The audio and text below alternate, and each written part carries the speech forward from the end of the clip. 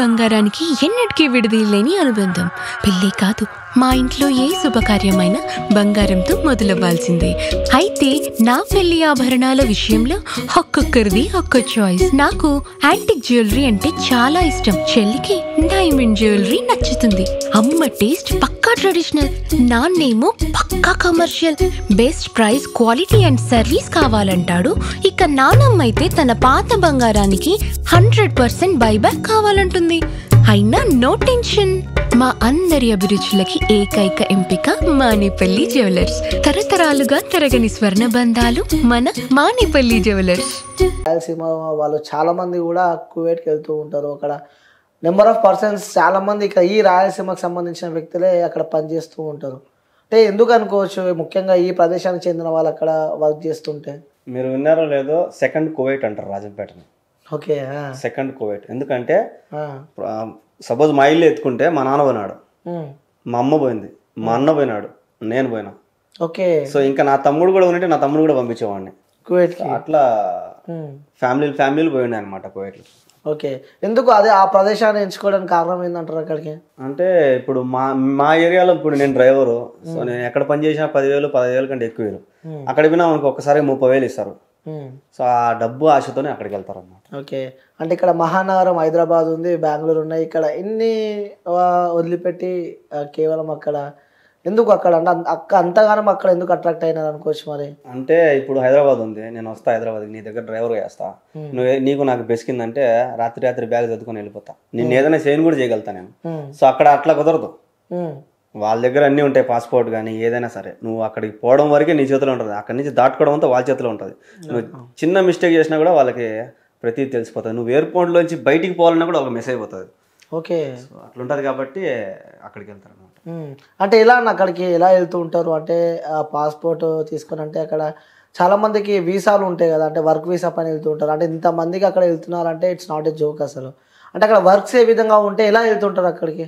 ఇంట్లో పని అంటే దివానీ అని ఒకటి ఉంటుంది. సాయంత్రం మొత్తాన్ని వాళ్ళంతా కూర్చొని చాయ్ గవ్వ తాగడము, ఖర్జూర పండ్లు తినడము ఇలాంటివి చేస్తూ ఉంటారు. సో దానికి ఒక మనిషిని పెట్టుకుంటారు, ఒకరు పెట్టుకుంటారు, కొంతమంది ఇద్దరు కూడా పెట్టుకుంటారు. ఓకే, ఇంకా డ్రైవర్ అంటే ఫ్యామిలీకి ఒక డ్రైవర్ ఉంటాడు. ఇప్పుడు ఒకే ఇంట్లో 4-5 ఫ్యామిలీలు ఉంటాయి, వాళ్ళ అన్నదమ్ములు విడిపోరు, అందరూ ఒకే దాంట్లో ఉంటారు, ఉమ్మడి కుటుంబంలో ఉంటారు. వాళ్ళు ఎవరెవరు డ్రైవర్ వాళ్ళు పెట్టుకుంటారు. నీ డ్రైవర్ నువ్వు నన్ను పిలిచకూడదు, నా డ్రైవర్ ఎవరో పిలిచకూడదు అని చెప్పి సపరేట్ డ్రైవర్లు పెట్టుకుంటారు. సో అదొకటి. ఇంకా హౌస్ బాయ్ అంటే ఇంకా చెట్లకి నీళ్లు పట్టడం కానీ, చెట్లు కట్ చేయడం కానీ అట్లా కూడా పెట్టుకుంటారు. ఇంకా వంట వాళ్ళు ఆడవాళ్ళని పెట్టుకుంటారు, మగవాళ్ళు కూడా కొంతమంది మగవాళ్ళు కూడా పెట్టుకుంటారు. సో ఇవన్నీ లేబర్ పనులు అనమాట, ఖాదీ వీసాలు అనమాట ఇవన్నీ. సో ఆ వీసాల ప్రకారం చాలా మంది పోతూ ఉంటారు. ఓకే, అంటే ఒక సపోజ్ ఒక ఇల్లు ఉంది అనుకో, ఇంట్లో ఎంతమంది పనులు ఉంటారు? అంటే ఇప్పుడు 5 మంది ఫ్యామిలీ, 5 మందికి 5 కద్దామలు ఉంటారు, ఒక్కొక్క ఇంటికి ఒక్కొక్క కద్దామ. కద్దామా అంటే పని మనిషి. ఓకే, కద్దామని పని మనిషి అంటారు. డ్రైవర్ని సహాయక్ అంటారు అక్కడ వాళ్ళ భాషలో. డ్రైవరు ఒక్కొక్క ఫ్యామిలీకి ఒక్కొక్క డ్రైవర్ ఉంటాడు. అదే అంటే ఒక్కొక్క సపరేట్ ఉంటారు, సపరేట్ ఉంటారు. అంటే నీ డ్రైవర్ నేను పిలిచకూడదు, నా డ్రైవర్ నేను పిలిచకూడదు. మళ్ళీ వాళ్ళు ఉమ్మడి కుటుంబంలో ఉంటారు, కానీ లోపల కుట్రలు చాలా ఉంటాయి. అంతే అంటారు. మీరు కూడా అక్కడ ఇంటి పనికి వెళ్ళారా? ఇంట్లో డ్రైవర్ గానే పోయినా. ఓకే, డ్రైవర్ గా. అంటే ఇప్పుడు మనం ఒక ఇంటికి వెళ్తామన్నా, కువైట్ లో ఒక ఇంటికి సపోజ్ మన ఫ్రెండ్ ఎవరో వెళ్ళారు అక్కడికి, డ్రైవింగ్ పని అని చెప్పి వెళ్ళాడు అంటే అక్కడికి వెళ్తే డ్రైవింగ్ పని ఉంటుందా లేకపోతే ఇంకా ఏదైనా పనులు చెప్తుంటారా? అన్ని పనులు చేయాలా, ప్రతి ఒక్క పని చేపిస్తారు. నేను ఆ పని చేయను అంటే ఇంకా వాళ్ళ నిజస్వరూపం బయటపడుతుంది అనమాట. ఎందుకు చేయవు, నీకెందుకు రాదు, నువ్వు మగవాడు కాదా అనే రకంగా మాట్లాడతారు. అంటే డ్రైవింగ్ వచ్చిన డ్రైవింగ్ చేస్తా అట్లా ర్యాష్ గా మాట్లాడితే ఇంకా వాళ్ళు కూడా ర్యాష్ గా మాట్లాడతారు అనమాట. సో లేదు నువ్వు అనిగిమనిగి ఉన్నావంటే వాళ్ళు నీకు తగ్గట్టు ఉంటారు అనమాట. అంటే ఇబ్బందులు పెడుతూ ఉంటారు అక్కడ. అంటే అన్ని ఇళ్ళు ఇబ్బంది పెట్టవు, కొన్ని ఇళ్ళు ఎక్కడో ఉంటాయి కచరాటి. సో 100% బాగానే ఉంటాయి. ఓకే, 20% మామూలే. అంటే మీరు చేసే వీడియోలో ఆ కువైట్కి మొత్తం నెగిటివ్ ఉంటుంది, అక్కడికి ఎవరు వెళ్ళొద్దు, అక్కడ చాలా కష్టాలు ఉంటాయి అని చెప్పి కూడా మీరు వీడియోస్ చూస్తే ఎవరైనా వెళ్ళాలంటే భయం అవుతూ ఉంటుంది. అంతగానం ఇబ్బంది అక్కడ మీరు ఏం పడ్డారు అంటే అంటే వెళ్ళొద్దు ఈ ప్రదేశానికి మనం వెళ్ళొద్దు అని చెప్పాలంత ఇబ్బంది ఏం పడ్డారు? అంటే ఇప్పుడు నేనుండే ఇల్లు అయితే నువ్వు వీడియోలు బాగా గమనిస్తే నాకు మంచి ఇల్లే, కానీ మంచి ఇంట్లో పని చేస్తా కూడా నేను వెళ్ళొద్దు అంటున్నానంటే అక్కడ ఎంత రిస్క్ ఉందో ఇంకా నా వీడియోలోనే తెలుసుకోవచ్చు మీరు. అవును. సో నాకు మంచి ఇల్లు, అది చాలా మంచి ఇల్లు, బాగా చూసుకుంటారు నన్ను, తిండి కానీ నిద్ర కానీ. సో అన్నీ బాగుంటాయి, నాకు పైన ఖర్చులకు డబ్బులు ఇస్తారు. అయినా కూడా నేను వద్దు అంటున్నానంటే అక్కడ ఎంత రిస్క్ ఉంటుంది. అంటే ఏం అంత అనుభవం ఏం తిన్నారు అక్కడ మీరు అంటున్నా? అనుభవం అంటే మన వాళ్ళని చంపిన వాళ్ళు కూడా ఉంటారు, వాళ్ళు చాలా మంది చచ్చిపోయిన వాళ్ళు కూడా ఉన్నారు. సో ఫిలిపిన్ వాళ్ళని అయితే ఎడార్లోకి తీసుకొని పోయి కాల్ చేసినారు అంటే అక్కడ వాళ్ళు. సో నువ్వు అదే కానీ కోవిడ్ వాళ్ళని ఒక దెబ్బ వెయ్యి నువ్వు అనిచి రాలేవు. ఓకే, వాళ్ళు మాత్రం ఏమేం చేస్తారు. సో అంత రిస్క్ ఉంది కాబట్టి వద్దంటున్నా.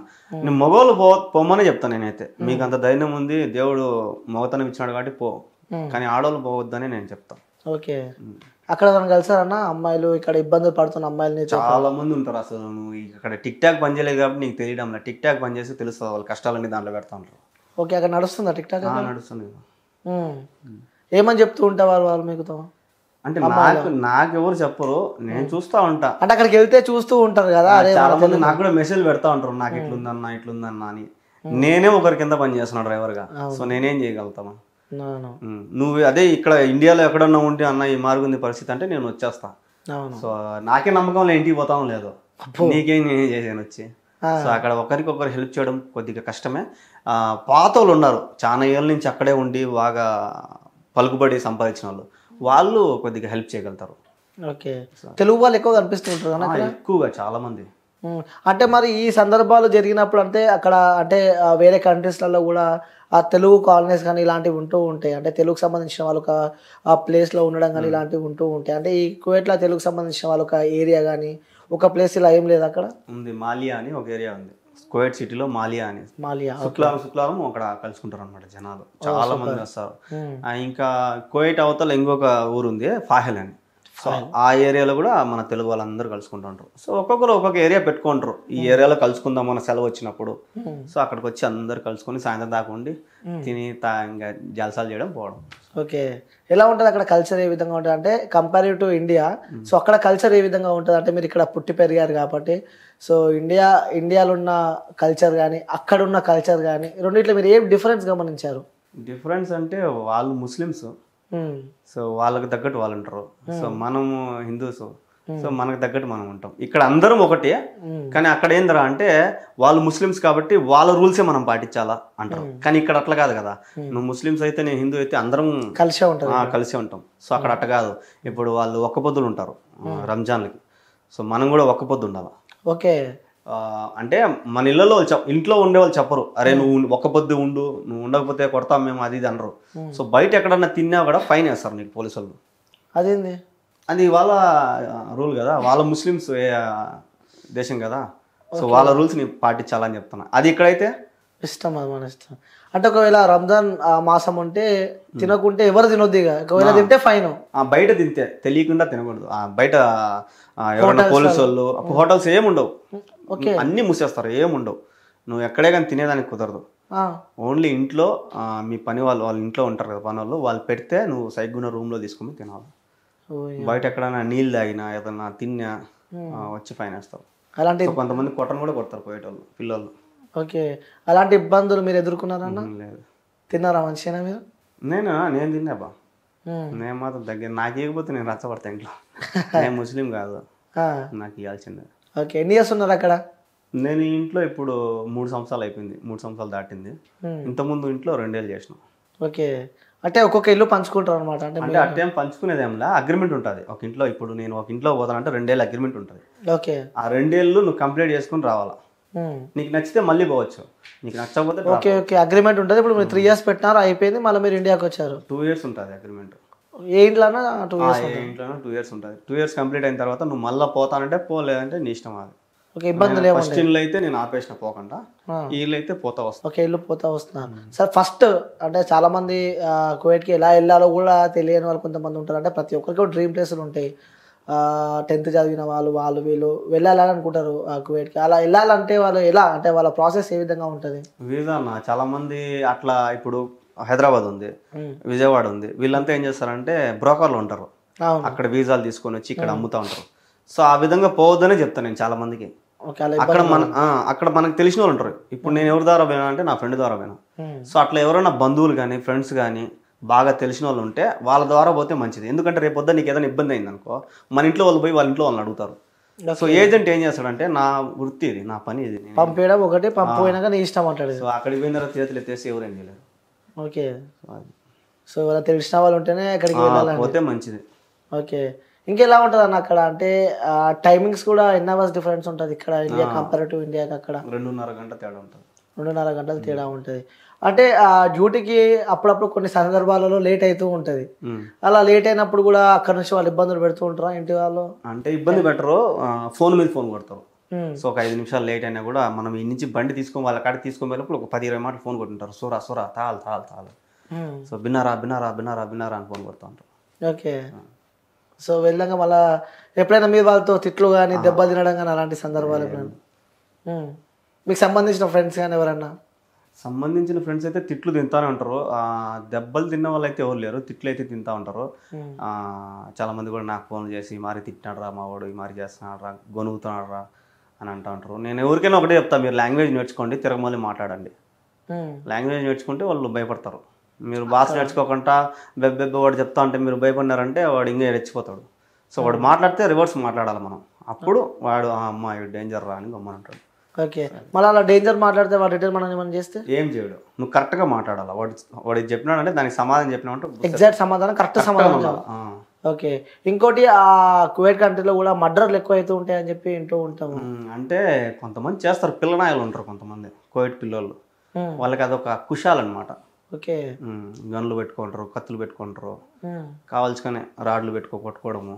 సో ఇట్లాంటి కుషాలు ఈ నడవన ఎక్కువ అయిపోయినాయి అవి. ఇంకా ఈ నడవన ఈ పిల్లనాయలు ఎక్కువ అయిపోయినాయి, రచ్చలు పడ్డం, కొట్టుకోవడం, రోడ్ల మీద కార్లతో గుద్దుకోవడము, ఇట్లాంటి ఎక్కువ అయిపోయినాయి. ఓకే. తెలుగు వాళ్ళు నాకు ఇబ్బందులు పెడుతుంటారు అక్కడ? తెలుగు వాళ్ళని ఏమి ఇబ్బంది పెట్టరు. ఓకే. ఇబ్బంది అంటే ఇదే ఇళ్ళల్లో ఏదన్నా ఉంటుంది. ఇప్పుడు నువ్వు నీ ఇంట్లో నేను డ్రైవర్ అయితే నీ ఇంట్లో ఏదైనా ఇబ్బంది ఉంటే నన్ను అంతే. బయట వాళ్ళు ఎవరు వచ్చి నేను ఇబ్బంది పెట్టరు. ఓకే. బయట కోయటి వాళ్ళు వచ్చి ఇబ్బంది పెడితే మా కోయటి పోయి వాళ్ళతో రచ్చపడతాడు, అట్లా ఉంటుంది. ఓకే.